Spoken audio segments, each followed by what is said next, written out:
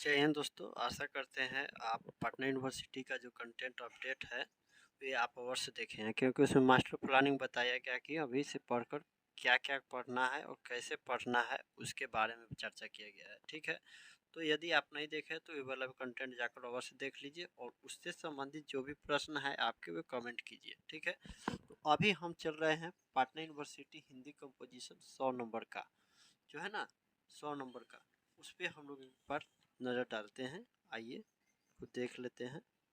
देखिए, इसमें दिया है कि प्रोबेबल क्वेश्चन विथ आंसर, समझ ना, हिंदी कंपोजिशन पार्ट 2, समझ ना, पटना यूनिवर्सिटी का है। तो पहला है कि पद संग्रह।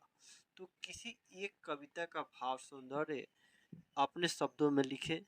प्रथम रसीम, बीती विभावरी, उड़चल हारिल, परशुराम की प्रतीक्षा, मेरे नाविक, संध्या सुंदरी, तोड़ती पत्थर, टूटा पहिया, साँझ। वही देखिए गद्य संग्रह में देख लीजिए, गद्य संग्रह में नज़र डाले तो देखिए साहित्य का स्वरूप शीर्षक निबंध की समीक्षा कीजिए।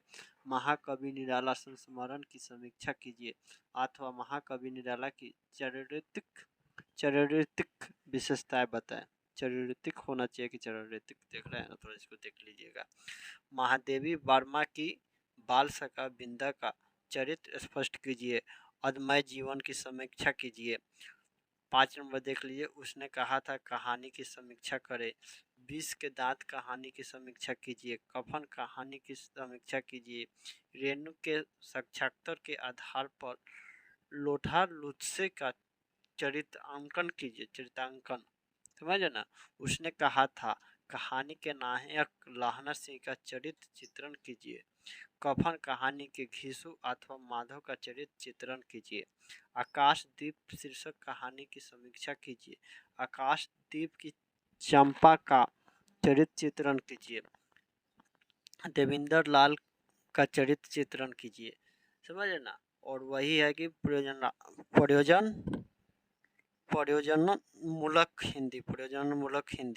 अनुवाद के सामान्य सिद्धांत का विवेचन करें। अनुवाद की समस्याओं का वर्णन करें। अनुवाद का महत्व स्पष्ट कीजिए। समझ ना, ये सब जो कंटेंट है पटना यूनिवर्सिटी का ही है। पाटलिपुत्र यूनिवर्सिटी का थोड़ा सा डिफरेंस है, कुछ कुछ सेम है बट कुछ डिफरेंट भी है।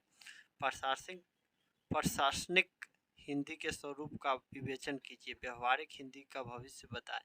जनसंख्या, इसको देखिए। अब दूसरा जो है कि इधर रुक कर ले, हाँ 4 नंबर देख लीजिए, जो है प्रशासनिक हिंदी के स्वरूप का विवेचन कीजिए। व्यवहारिक हिंदी का भविष्य बताएं। जनसंचार माध्यमों में हिंदी के स्वरूप का विवेचन करें। जनसंचार माध्यमों में प्रयोग होने वाले हिंदी का भविष्य बताएं। जनसंचारी हिंदी की समस्याओं का उल्लेख करते हुए उनके समाधान पर प्रकाश डाले। बाजारू भाषा के रूप में हिंदी की क्षमता का परिचय दीजिए।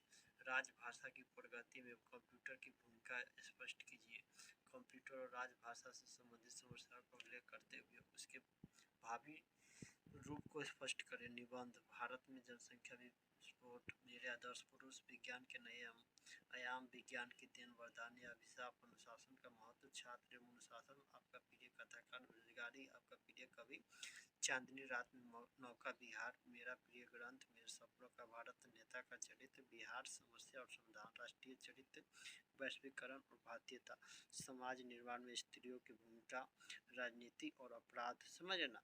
तो उसके बाद आता है व्यवहारिक हिंदी में, देख लिया जाए। व्यवहारिक हिंदी रचना में अंग्रेजी से हिंदी अनुवाद, पत्राचार, मुहावरे, वाक्य शुद्धि, तो तमाम तरह के है।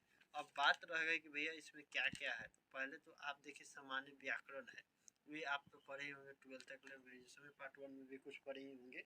और जो कहानी है उसको यूट्यूब से या अन्य किसी माध्यम से आप उसको उसका समरी जो है कि पढ़ लीजिए, और उस संबंधित जो प्रश्न है उसको जो मैं अपडेट करूँगा आगे, वे आप देख लीजिए। उसके बाद लिखने का प्रयत्न करें। इसके अतिरिक्त आपको ज़्यादा कुछ सोचने की आवश्यकता नहीं है। ठीक है, मिलते हैं अगले क्लास में।